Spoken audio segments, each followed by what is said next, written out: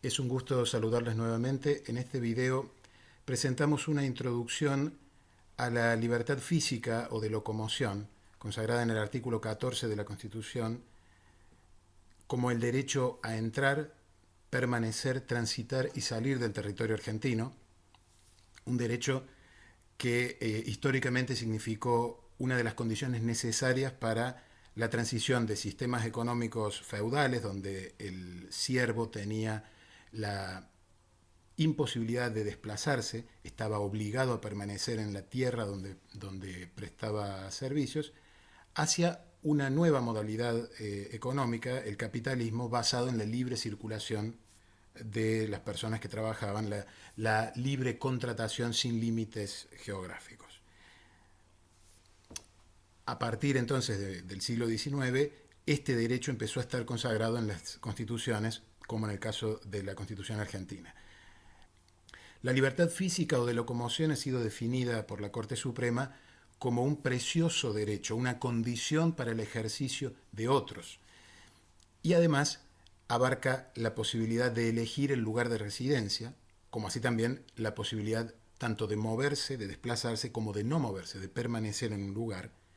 Y en tanto incluye el derecho a salir del territorio argentino, la Corte, en el fallo Olmos, reconoció que implica también el derecho a obtener un pasaporte y a que los requisitos para obtenerlo no impliquen en el fondo una imposibilidad o una prohibición, por ejemplo, al fijar un precio demasiado alto, un impuesto demasiado alto para obtener un pasaporte. La libertad física o de locomoción también debe prestar atención a circunstancias específicas, por ejemplo, la situación de las personas con movilidad reducida. A partir del otorgamiento de jerarquía constitucional a la Convención de los Derechos de las Personas con Discapacidad, es obligación del Estado efectuar los ajustes razonables, como se establece en el artículo 2 de la Convención, que aseguren la posibilidad de ejercer este derecho con independencia de la discapacidad que pueda tener una persona. Así, por ejemplo, las adaptaciones en los accesos a edificios, en las calles, en las veredas, son todas obligaciones de estatales y de privados, es decir, de las instituciones públicas y privadas, para que hagan posible el efectivo ejercicio de este derecho.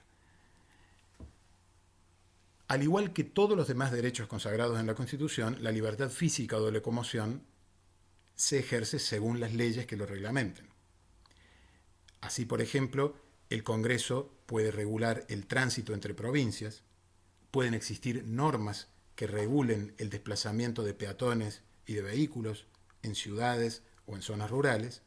y también es posible que en circunstancias especiales, como por ejemplo la que estamos atravesando en este momento en virtud de la pandemia, distintas medidas destinadas a prevenir el contagio o la expansión de un virus obliguen a limitar los desplazamientos. ¿Cuál es la clave para analizar la constitucionalidad de estos límites?